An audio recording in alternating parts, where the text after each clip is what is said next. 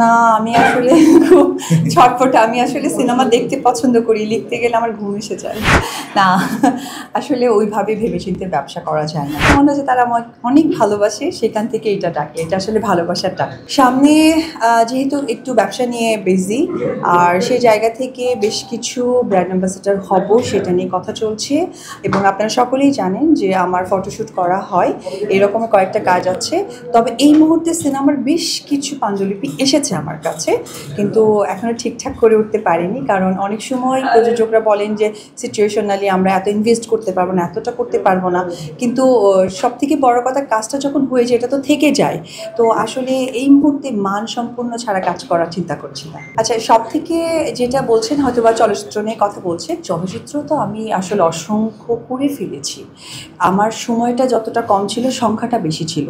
কিন্তু এখনও যেহেতু আমি মিডিয়াতে আছি, ট্রেডে কাজ করছি, আপনাদের কাছাকাছি আসার সুযোগ পাচ্ছি, আপনারা সেই সুযোগ এবং ভালোবাসাটা আমাকে দিচ্ছেন, বিধায় আপনাদের আমার প্রতি এক্সপেকটেশনটা অনেক বেশি।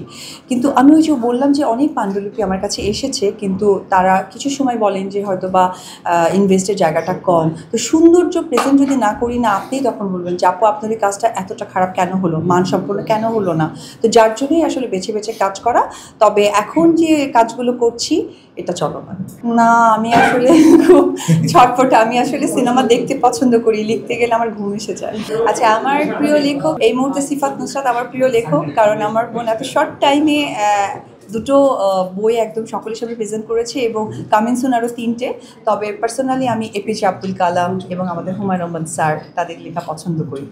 না, আসলে ওইভাবে ভেবেচিন্তে ব্যবসা করা যায় না। ব্যবসাটা আসলে এরকম, আপনি ইনভেস্ট করার পর ফিডব্যাকটা কেমন পাবেন, সেই ফিডব্যাকের জায়গা থেকে আপনারা জানতে পারেন যে এরকম আমি ভালো কিছু আর্ন করছি। আপনারা জানেন আমার একটা ক্যাফে ছিল, যেটা আমি টোটালি ক্লোজ করে দিয়েছি। আমার কাছে মনে হয়েছিল যে এটা আমি ঠিকঠাকভাবে নিয়ে যেতে পারবো না।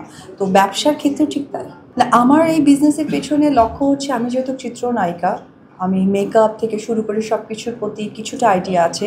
এবং আপনারা সকলেই জানেন আমার ফেসে প্রচুর বরুণ হয়েছিল, যেটার এখনও কিছু সিনেমার গান আপনারা দেখে থাকতে পারেন, সিনেমাও আছে।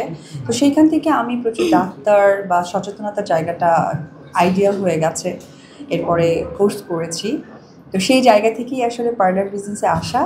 আর জেন্টস সেলুনের ক্ষেত্রে যেটা হয়েছে, এই আপনাদের কথাবার্তা শুনতে শুনতে আমি শেষ। তো আমার কাছে মনে হয়েছে যে না, এই মানুষগুলোকে আমার কাছে থাকা দরকার।